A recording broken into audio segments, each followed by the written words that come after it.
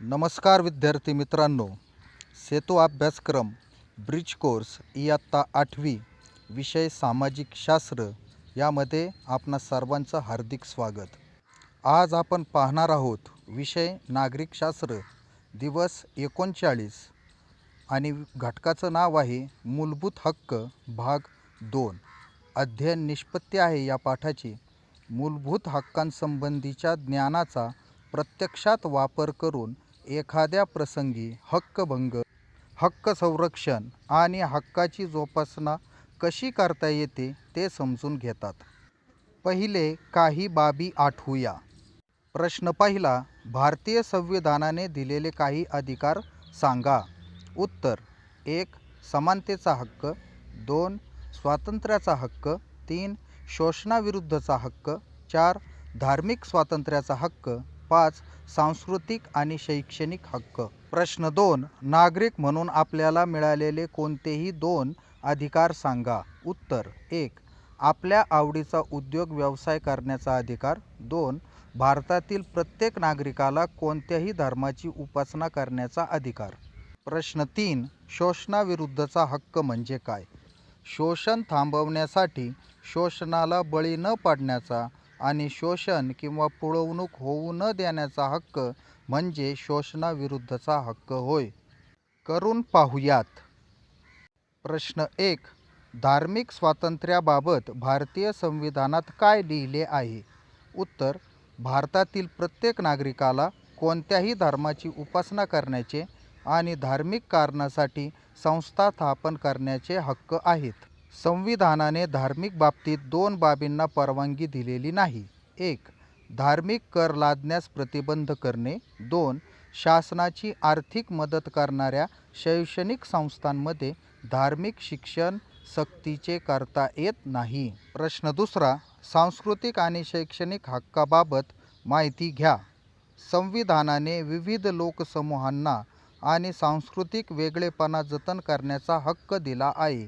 त्यानुसार आपली भाषा, लिपी, साहित्य यांचे जतन करता येते, पण त्याचबरोबर त्यांच्या संवर्धनासाठी प्रयत्नही करता येतात।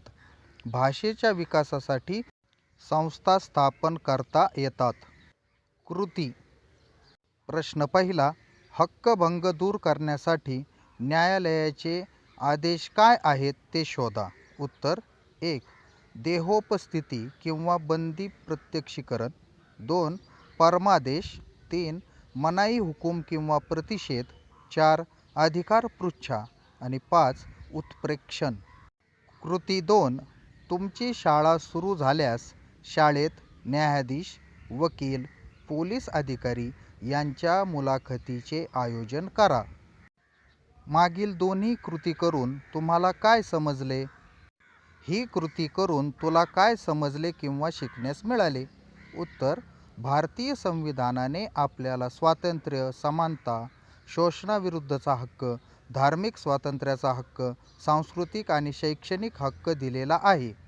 तसेच या मूलभूत हक्कांना न्यायालयीन संरक्षणही दिलेले आहे। या प्रश्नांची उत्तरे शोधू।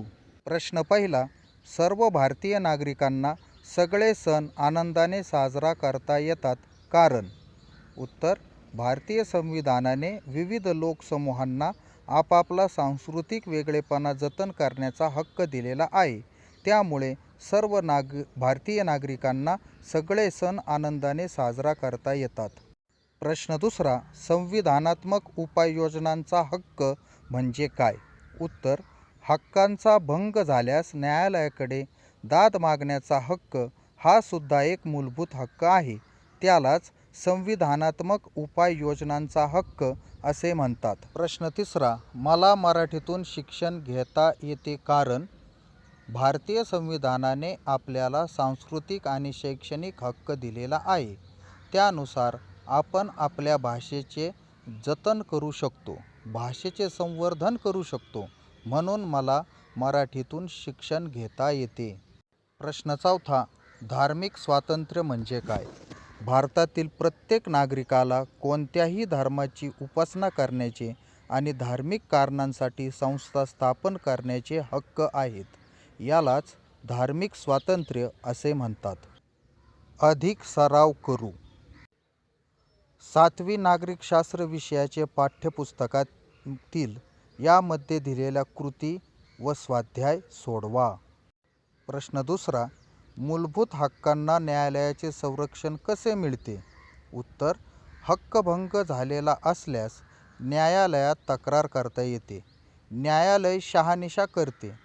खरोखरच हक्कभंग झाला आहे किंवा संबंधित व्यक्तींवर अन्याय झाला आहे असे न्यायालयाला वाटल्यास न्यायालय योग्य तो निर्णय देते. धन्यवाद. या पाठातील सर्व प्रश्नांची उत्तरे तुम्ही व्हिडिओ पॉज करून आपापल्या वहीमध्ये लिहून घ्या.